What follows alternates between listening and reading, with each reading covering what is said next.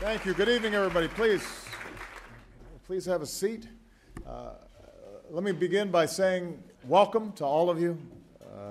I'm so glad that all of you were able to attend. I want to acknowledge members of the Diplomatic Corps.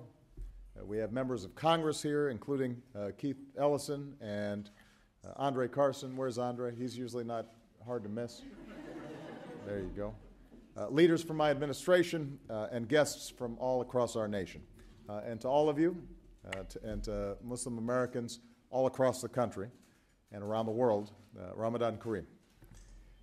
Here at the White House, we now have a tradition of celebrating the sacred days of our various faiths, and these are occasions to reflect on the teachings that so many religions share, to celebrate the diversity that defines our country, and to reaffirm one of our most deeply held beliefs, that here in America and around the world, people should be free to choose the God that they worship, however they choose, to practice their faiths freely, or to practice no faith at all.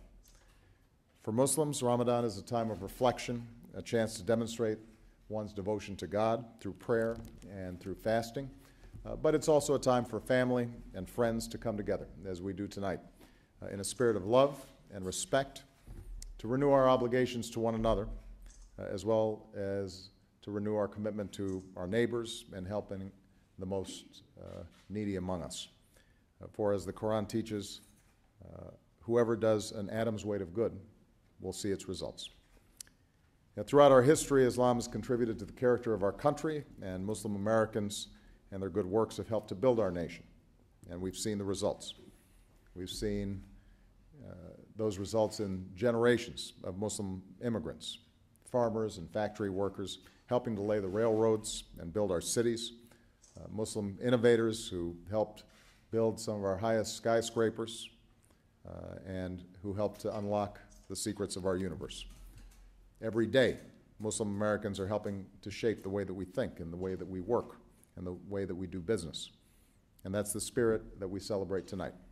The dreamers, the creators whose ideas are pioneering new industries, creating new jobs, and unleashing new opportunities for all of us.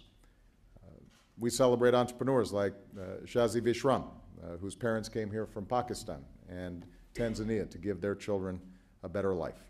And as the founder, CEO, and chief mom of Happy Family, Shazi is a leader in affordable organic foods for children, which makes Michelle very happy.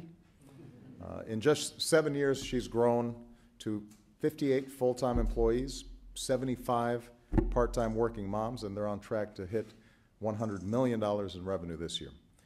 So no wonder she's been called a rock star of the new economy.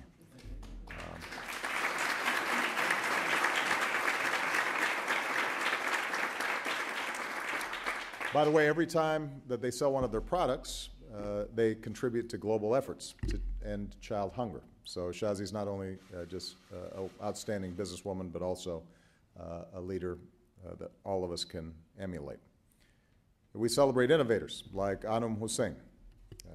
In one of his first ventures, he designed a handheld device to help detect breast cancer. Now, as the creator of Tista Games, he's setting his sights on the video game industry. But Anum also has a bigger vision, and that's harnessing the talents and energy of hundreds of millions of gamers around the world to do social good. And he imagines applying the same high-quality stories and graphics in his games to the next generation of educational material to help children learn. So we're very appreciative for Anum for the good work that he's doing. We celebrate pioneers like Dr. Iya Khalil, whose father came here from Libya to finish his education. She grew up watching him in his lab and dreaming of becoming a scientist herself. Today she calls herself a recovering physicist, and she puts her talents to work as an entrepreneur. She co-founded her own biotech research company, which today employs almost 50 people and is a leader in genomic medicine, making it possible for doctors to prescribe personalized treatment plans for patients with diseases like cancer and giving new hope to people around the world. So we thank Iya for her efforts. And so Shazi, Anum, Iya, and so many of you who have traveled here tonight. Each of you have traveled your own path, but each of you have also lived out an American story. You started with an idea, something no one had before. You took a leap of faith, and with daring and determination, you brought your dream to life. And that's what we Americans have been doing for more than 2 centuries. That's what we do every day. We work a little harder, we aim a little higher, and we keep striving to create more opportunity for our children and future generations. And of course, this isn't just the American dream, it's the aspiration of people around the world.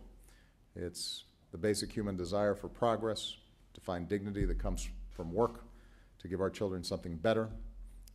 These yearnings for economic freedom and opportunity, just as much as political freedom, are at the root of so much of the change we've seen around the world in the past few years, including in North Africa and in the Middle East.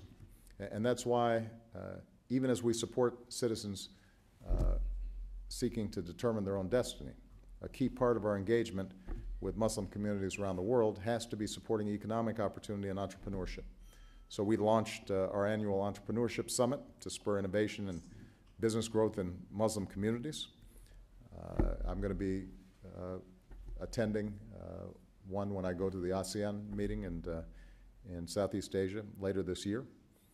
In my second term, we're going to keep helping young entrepreneurs pursue their dreams and create opportunities, the kind of prosperity that can transform lives around the world. Whoever does an atom's weight of gold will see its results. And when I look around the room tonight, beyond the communities you represent, I see all the profound good that's been accomplished. So all of us are seeing the results of your good work, the opportunities to create for your colleagues and your communities and for our country. So I want to thank you for what you do and for reminding us that our nation is stronger and more successful when we harness the talents of all Americans, no matter where we come from or what we look like, what our last names are, or how we pray. So God bless you all. May you and your families have a blessed Ramadan. And with that, I know people are hungry. Let's eat. Thank you.